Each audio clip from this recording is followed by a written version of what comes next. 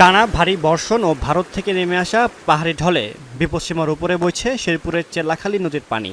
বাড়ছে ভোগাই ও মহারশী নদীর পানিও। প্লাবিত হয়েছে ঝিনাইগাতি ও নালিতাবাড়ী উপজেলার নিম্নাঞ্চল। দ্রুত পানি বৃদ্ধির ফলে নালিতাবাড়ী উপজেলার 10 থেকে 12টি গ্রামের কয়েক হাজার মানুষ পানিবন্দী হয়ে পড়েছে। তীব্র স্রোতে ভেসে গেছে কয়েকটি মাছের ঘের ও সদ্য রোপণকৃত আমনের বীজতলা। বন্যা পরিস্থিতি মোকাবেলায় সব ধরনের প্রস্তুতির পাশাপাশি বন্যার্ত পরিবারের জন্য চালসহ শুকনো খাবারের ব্যবস্থা করা হয়েছে বলে জানিয়েছে জেলা প্রশাসন।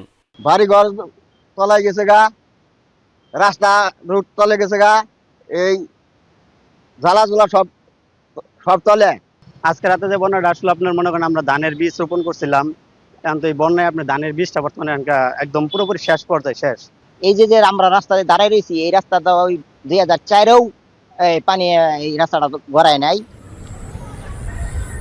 এদিকে উজানের ভারী বর্ষণে নেত্রকোনা সমেশ্বরী সহ বেড়েছে বিভিন্ন নদ নদীর পানি।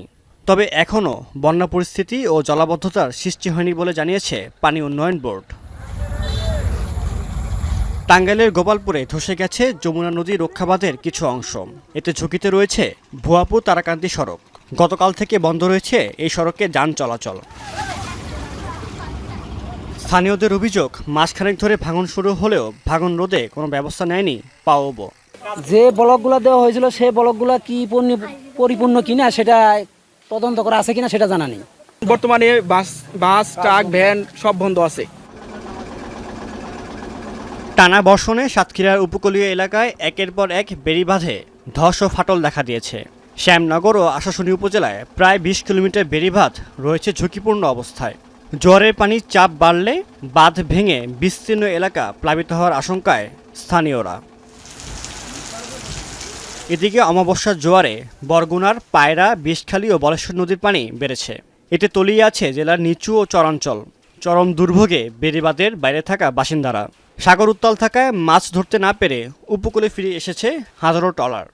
এই পানি উঠে গেলে রাস্তা ভরে যায় পানিতে, আমরা গাড়ি চালাইতে পারি না, মানুষ কর্মজীবী যারা আছে কর্মস্থলে যাইতে পারে না। আমরা খুবই আতঙ্কের মধ্যে থাকি। সরকার আমাদের বেড়িবাঁধটা যদি একটু ভালো করিয়া বাঁধার চেষ্টা করতো। এছাড়া পটুয়াখালীর কলাপাড়ায় টিয়াখালী নদীর পানির তোড়ে ধসে পড়েছে একটি আঞ্চলিক সড়ক। সাদ ইসলাম শামস, এখন।